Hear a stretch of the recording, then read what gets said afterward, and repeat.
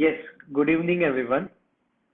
My name is Nishant Shah, and um, I'm the director of Durogreen Waste Management Private Limited. So thanks a lot, Sudeshna ma'am, for inviting on such a wonderful platform. And it's a pleasure to be being associated since quite a long time with Visamo Foundation in quite different ways. Uh, so yes, it has been a tremendous journey the with the group, and it felt really amazing. So if I just go back to some days and learn about Visamo Kids, it so initially I had approached Visamo Kids in a different way where we interacted for through an NGO, and that's how they came to know about the stuff that I was doing. They got really very interested in that, and they wanted to implement it at their own premises about waste management, and they were very keen on that. So over the period of time, we successfully implemented the entire project, and uh, through that they have installed an entire machine there, and they have been converting their entire food waste into manure since at least last 2 years. um, so yes, it has been an amazing journey. Um, yeah.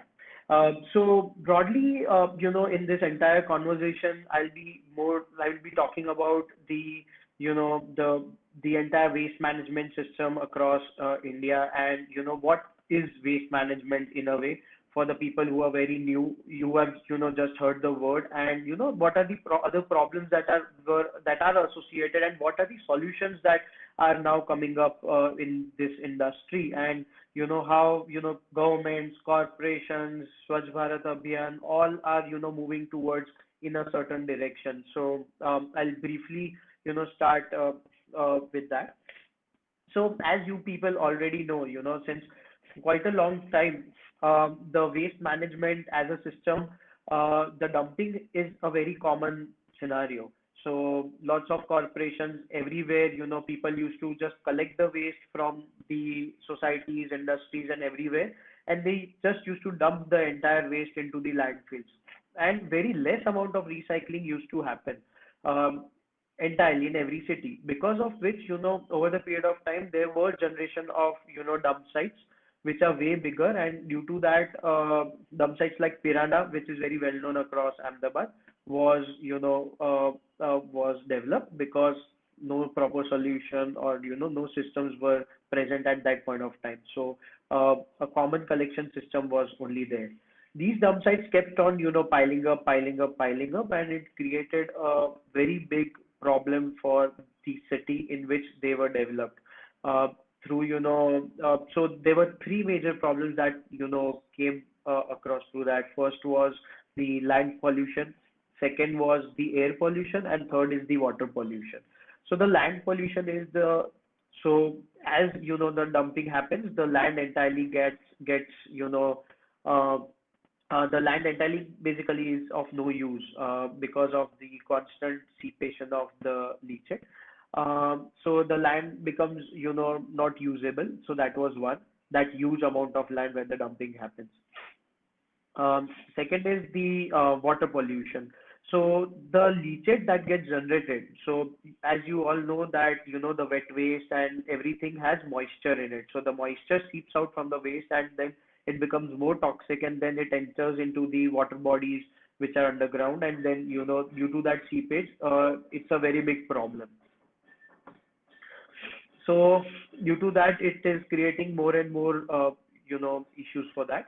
So if we talk about the other problem, that is the dumping on matlab, the air pollution. So due to the constant pollution of the burning of the waste, because of that continuously, there is and pollution that gets generated in the atmosphere, and due to that it creates problems in breathing, and you already know the problems that are there in Delhi and all different places across. So that's how waste management has been a problem since quite a long time, but now it's time for action. So people are now in the field, and they have really started acting quite a lot. So the actions have started. Um, so again, just going back for some time. So waste management, recycling was not a very very normal thing. So it was there, but not being thought of very seriously, because um, the major reason was the waste that gets collected from any of their households or industries or whatsoever it is. It goes at a very minimal price because it goes for dumping. So people already have that the waste ideally goes free of cost. So the concept of recycling ideally increases the cost. Due to that, it creates problem while we want to recycle the waste. How? I'll let you know further in the entire talk.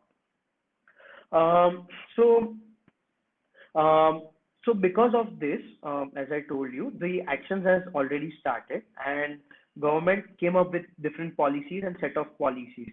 And these policies were implemented pan India at different levels and in different things, because the corporations act as the acting agencies. Um, as the corporations started, these agencies, they mainly wanted to know about how we can implement this entire waste management system, and through because of the central ministry, they started implementing that.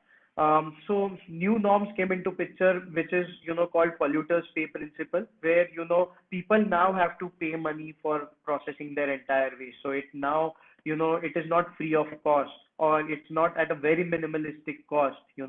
So that's how the entire thing is now changing. So any societies which are about 20,000 square meter, restaurants, industries have now started paying money for giving their waste and for recycling of waste.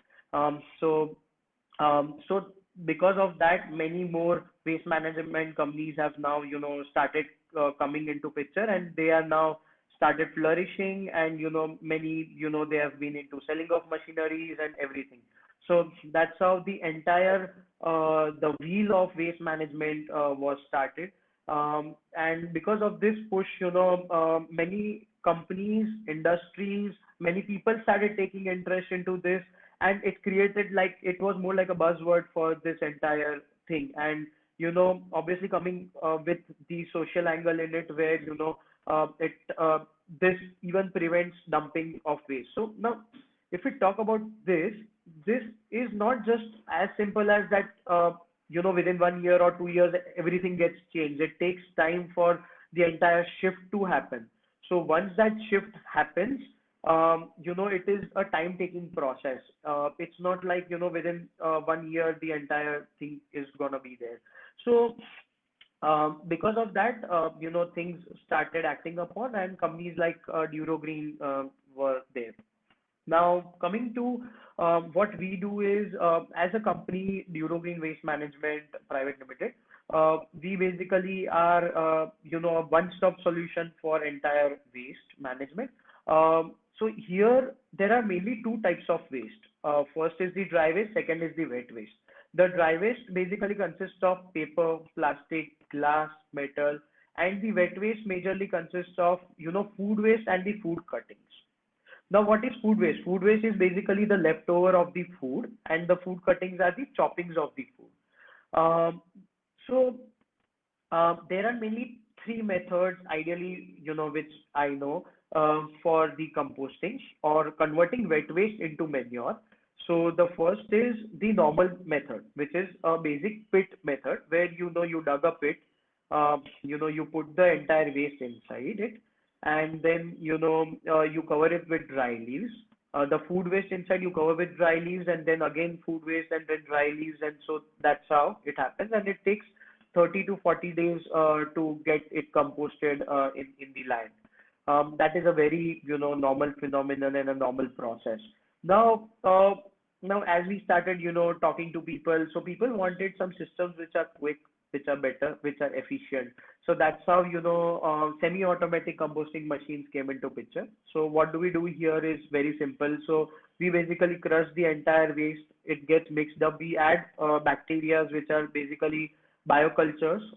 These bacteria has the task of, eating the entire food waste, because of which the heat is generated and so the moisture automatically gets evaporated over the period of time. This process basically takes 15 days for the entire for conversion of the waste to the manure. And it is done at the sites, or at some central location, whichever the people ideally want. Um, Third, we have the automatic composting machines. These machines are basically, convert waste into manure in like 3 to 4 days. There are, the heat is provided externally through the heaters, due to which the moisture immediately gets, taken away from the waste, and so that's why the process is much faster and it's much simpler. Then there is this pot composting, where you just stack the pots, or you have one bucket on in which you can put the waste, and you can add bioculture bacteria. Again, it takes 15 days if we are talking about home composting. So majorly, what I have also known is, once people are aware, they are very happy to install waste management equipment at their own houses, because it's convincing the entire society takes a lot of trouble, but putting it across your house, you are the decision maker and you can do it. So that's how, in-house composting has also become a very, an important phenomenon for the entire country, and many people have adopted across places, um, and, they have done there. Um, uh, so that's there. With the dry waste, it's very simple. The dry waste gets segregated into paper, plastic, glass, metal. We have rack pickers in the entire city. They basically keep collecting the wet waste at different places, and from different locations, because of which, they earn their living from that. That material goes to the kabadi walas, the dry waste, papers, and all of them, segregated in segregated form, and then it is sent to the basically end user for recycling. So that's how, dry waste has been very important for over and above for, a lot of important people, because there are a lot of stakeholders involved in the dry waste segment. That's why, Durogreen wanted to, like, we wanted to focus more on wet waste, because dry waste is, is a concern as of now, but not that big as the wet waste is for us, basically. So that's how, the dry waste recycling happens.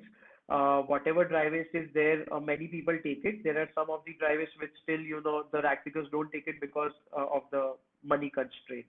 Or that particular thing does not provide enough value for them to pick up that waste. So yeah, so there are these technologies which, recycle the entire dry waste across the places. So for example, if we talk about bottles, plastic bottles, if you know, so you get 15 to 17 rupees per kg of, just by giving bottles to a recycler. So that's how, there are values associated with every dry waste, but no value associated with wet waste. So yeah, that's there.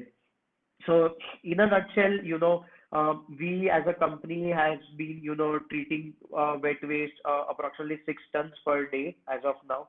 And, we have catered to lots of clients like industries, corporates, in the restaurants, where they are actively now moving towards polluters pay principle, and they are now more than willing to join this thing, and they are now making sure that we recycle our own waste. So the awareness has already started happening in all different cities like Mumbai, Pune, Bangalore, Ahmedabad, Surat, Baroda, Rajkot. So things, the word has already now spread. There are more than 300 to 500 waste management companies which are now in existence, which wasn't previously there, and year on year there are many more companies who are coming into picture. So it's creating a lot of it is creating a lot of buzz around the people, and a lot of companies are now evolving. Yeah. So that's it. So yeah, thank you. Thanks a lot.